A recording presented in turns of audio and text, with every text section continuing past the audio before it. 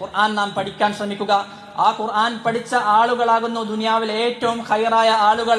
അവിടുന്ന് നബി സല്ലല്ലാഹു അലൈഹി വസല്ലമ നമുക്ക് വിശദീകരിച്ച് നൽകുകയാണ്, ഖൈറുക്കും മൻ തഅല്ലമൽ ഖുർആന വഅല്ലമ.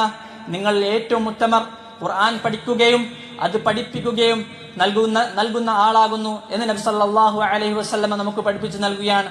ധാരാളം സമ്പത്തിലല്ല കാര്യം, ധാരാളം ആളുകൾ പൊക്കി പറയുന്നതിലല്ല കാര്യം, മറിച്ച് മസ്ജിദുകളിൽ നിന്ന് അതുപോലുള്ള സ്ഥാപനങ്ങളിൽ നിന്ന് അള്ളാഹുവിന്റെ കലാമായ ഖുർആൻ പാരായണം ചെയ്ത് അത് പഠിച്ച് ജീവിതത്തിലേക്ക് പകർത്തി ജീവിക്കുന്നതിലാകുന്നു സഹോദരങ്ങളെ കാര്യം.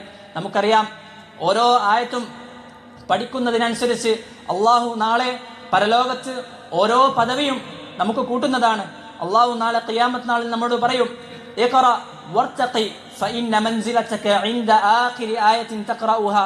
നീ ഖുർആൻ പാരായണം ചെയ്യുക, നിന്റെ ഓരോ പദവികളും നീ ഉയർന്നുകൊണ്ടിരിക്കുക. ഫഇന്ന മൻസിലതക, നിന്റെ ഭവനം എവിടെയാണ്? ഇൻദ ആഖിരി ആയത്തിൻ തഖറഉഹാ, നീ എവിടെയാണോ ഖുർആൻ പാരായണം ചെയ്ത് നിർത്തുന്നത് അവിടെയാകും നിന്റെ ഭവനം. സഹോദരങ്ങളെ, ഏറ്റവും ഖുർആൻ പാരായണം ചെയ്യാതെ, ഖുർആൻ ഹിഫ്ള് ചെയ്യാതെ, ഖുർആനുമായി ഒരു ബന്ധവുമില്ലാതെ മരണപ്പെടുകയാണെങ്കിൽ ഞാനും നിങ്ങളുടെ അവസ്ഥ എന്തായിരിക്കും? ഖുർആനും കൊണ്ട് മുന്നേറിയ ആളുകൾ അവർ ഏത് ദർജയിലായിരിക്കും, ഏത് പദവിയിലായിരിക്കും എന്നൊരു കാര്യം നാം ചിന്തിക്കുക.